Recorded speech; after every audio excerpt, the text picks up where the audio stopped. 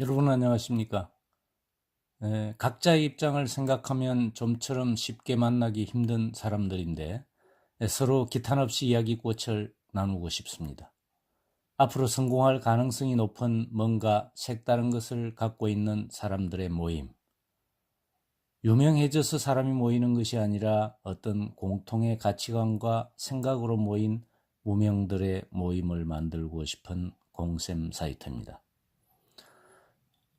제가 약속드린 공셈 사이트의 프로그램의 전체적인 체계를 말씀드리도록 하겠습니다. 키워드가 좀 많긴 하죠. 한 10개 정도 되는데요. 이걸 이 두 개의 그룹으로 묶다 보면은 5개 카테고리로 나누어집니다. 첫 번째가 미래와 아이디어입니다. 미래 예측과 책에 있는 미래 예측 내용을 내 아이디어로 만드는 방법. 두 번째가 내가 하고자 하는 일의 아이템을 뭘로 할 것인가, 또 서비스 차별화를 어떻게 할 것인가 하는 부분이 두 번째이고요. 세 번째로는 가치관과 비전인데요. 내가 어떤 가치를 가지고 또는 어떤 주관을 가지고 살아갈 것인가, 그리고 앞으로의 꿈은 무엇인가 하는 부분을 다루는 시간이죠. 네 번째는 이러한 꿈과 가치관을 달성하기 위해서 그렇다면 내가 구체적으로 어떻게 해야 될 것인가, 또는 어떤 방법이나 도구를 쓸 것인가 하는 부분을 책을 통해서 확인하는 단계입니다. 마지막 부분은 천직과 기인인데요. 천직이라고 하는 부분은 내가 한번 정해진 아이템과 이 서비스를 내 일의 천직으로 어떻게 삼을 것인가 하는 부분을 다루게 되고, 이 천직을 삼게 된다면은 내 주변에서 나를 도와줄 수 있는 귀인을 찾아오게 하는 법을 공부하는 시간입니다. 앞에서 말씀드렸던 대로 카테고리가 5가지로 나누어져 있는데요. 이 미래와 아이디어에 관련되는 부분이 2개월 정도 책을 읽고 토론을 하게 되고, 두 번째 품목과 서비스가 각각 또는 또 비전과 밸류, 전략과 도구, 천직과 기인 이 부분을 2개월씩 해서 10개월 정도를 전체적으로 책을 읽고 토론을 한 다음에 마지막에 토론과 실행 단계가 2개월 정도 들어 있습니다. 그래서 이 부분은 내 인생과 내 사업에 관한 타인의 노하우를 수렴하는 방법을 어떻게 하고, 또 내 인생, 내 사업 계획을 완성하고 실행하는 시간을 갖는 시간입니다. 자, 조금 구체적으로 볼까요? 첫 번째가 미래와 아이디어입니다. 앞으로 어떤 일이 닥칠지, 또 3년, 5년 후의 미래를 내다보고 그 미래가 나와 어떤 관계가 있는지, 또 내가 실행할 아이디어가 있는지를 찾아내는 시간입니다. 두 번째는 품목과 서비스인데요. 내가 무엇을 잘하는지, 또 앞으로 하고 싶은 업종과 품목을 찾아내고 어떤 서비스 프로그램으로 차별화를 해서 성공할 것인지를 생각하는 시간입니다. 물론 이와 같은 시간이 이와 관련되는 책들을 선정해서 읽고 토론해서 성공 사례를 발굴해서 그 부분을 실천하게 한다는 것입니다. 세 번째가 비전과 밸류입니다. 후반기 인생이나 또는 앞으로 남은 인생에서 꼭 하고 싶은 꿈과 미래의 비전을 설계하고 남은 인생과 삶에서 내가 살아가고 싶은 뜻있는 가치를 정하는 시간입니다. 나는 누구인가, 또는 내가 가진 강점은 무엇인가, 앞으로 어떻게 살아갈 것인가, 또 그 살아가기 위한 구체적인 방법은 무엇인가를 찾아내는 시간입니다. 네 번째는 전략과 도구입니다. 가치 있는 삶을 살아보겠다, 또는 가치 있는 사업을 해보겠다, 이런 생각을 하시는 분들이 많은데 그 설계를 위한 구체적인 전략과 전술을 짜고 그 전략과 전술을 실행하기 위한 도구와 방법을 찾아내는 시간입니다. 다섯 번째로 천직과 귀인인데요. 내가 잘 할 수 있는 일 또는 잘 하는 일을 좋아하는 일로 만들고 그 일을 천직으로 삼으면서 그 일을 수행하는 데 도움이 되는 주변의 귀인을 내 사람으로 만드는 방법입니다.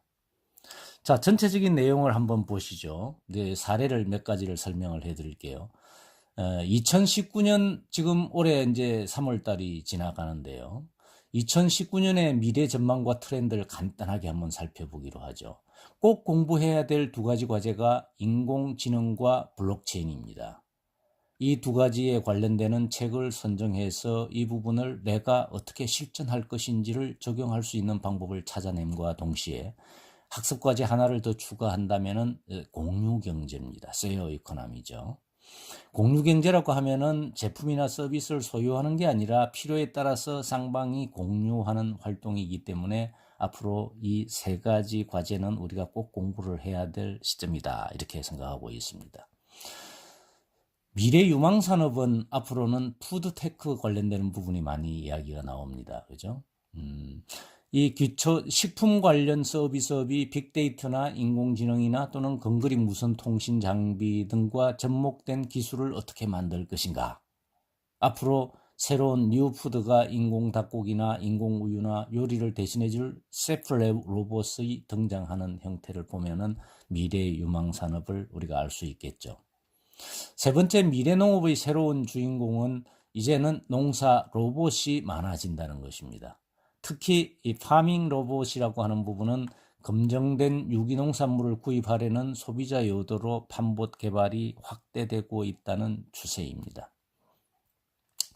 네 번째, 이제 우리가 가지고 있는 또는 소유하고 있는 주택에 관련되는 부분의 종말과 집값 폭락의 시기를 예언한 책들이 많이 나오고 있습니다. 특히 일본에서 빈집 900만 가구에 달하는 일본에서 배우는 한국의 미래 어떻게 될 것인가. 앞으로 한국에서도 2025년을 기준으로 5, 6년 후까지 빈집이 속출하고 지속적으로 집값이 하락한다는 예측이 많습니다. 그래서 앞으로 남은 기간이 한 4년, 앞으로는 빚 없는 사람이 살아남는다. 그래서 지금 현재 빚으로 사업을 하려거나 또는 부채를 내서 사업을 하려고 하는 사람들에게 앞으로 4년은 조금 생각을 해봐야 될 문제겠죠. 그래서 특히 2021년, 22년이 분수령이 될 걸로 생각이 됩니다. 다섯 번째, 미래의 에너지원 세 가지인데요. 이 부분은 태양광이나 풍력이나 지열 이 세 가지 부분의 이야기들이 많이 나오고 있는데 지금은 지열 발전이나 풍력이나 태양광 이 부분에 지금 많은 문제가 제기가 되고 있죠. 그렇지만은 선진국에서 하고 있는 이 형태를 보면은 창문 태양광 발전이라든지 다른 이런 형태로 태양광 고속도로 같은 이런 형태로 움직이고 있기 때문에 우리가 유심히 지켜봐야 될 내용이기도 합니다. 여러분들이 사업을 하신다고 한다면은 이제는 이 공간, 건축물이라든지 사무실이라든지 내 사업 이 특정 공간이 이제는 앞으로는 재탄생을 하지 않으면은 살아남기가 힘들다. 그러면 재탄생을 하고 있는 그 형태의 가장 기본적인 방법이 이 5가지로 나와 있습니다. 협업을 해야 된다. 협업이라고 하는 부분은 내가 어떤 사업을 하더라도 사람을 끌어들이는 문화나 커피와 관련되는 형태, 마실 것과 관련되는 부분과 협업을 해야 된다는 거. 두 번째, 체험 시설을 넣어야 되는 거, 첨단 IT 시설을 넣고 재생 또는 공유 이 부분을 우리가 충분히 생각을 해야 될 과제라고 생각합니다. 자, 7번째로는 침묵 명상이라는 말이 뜨고 있습니다. 침묵 명상이라는 것 자체가 이제는 차세대 사치품으로 부각이 되고 있다는 거죠. 예를 들면은 백색 소음이라고 하는 귀뚜라미나 바람이나 물소리 등 고요하면서 잠을 청하는 소리가 앞으로는 많이 만들어내야 될 명상이기도 합니다. 자, 9번째로 이제 정보를 지혜로 바꾸는 방법. 여러분들 독서를 한다든지 책을 많이 읽으면 뭐합니까? 그죠? 데이터와 정보 수준의 자료 수집 이 자체는 이제는 경쟁력이 없습니다. 그래서 데이터와 정보가 아닌 이 책에서 읽었던 이 데이터와 정보를 실생활에 적용되는 지식과 지혜로 바꿀 수 있는 방법 기대해 보셔도 좋습니다. 10번째로는 다른 업종과 손잡는 협업 도구 2가지가 있습니다. 가장 쉽고 효과적인 협업 파트너는 앞에서 말씀드린 문화와 커피입니다. 문화가 있는 곳에는 사람들이 모이고 사람들이 모이게 되면 커피를 마시게 되는데 여기에서 그 다음번에 자기 사업을 연관시키라는 것입니다. 감사합니다.